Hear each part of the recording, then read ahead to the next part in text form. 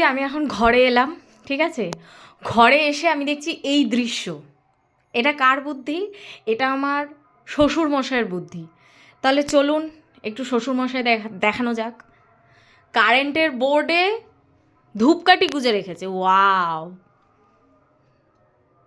আগে এটাকে আমি বের করি, ঠিক আছে? আমার যথারীতি মরার কোনো ইচ্ছে নেই। ওনাকে দেখাই, একটু দাঁড়ান।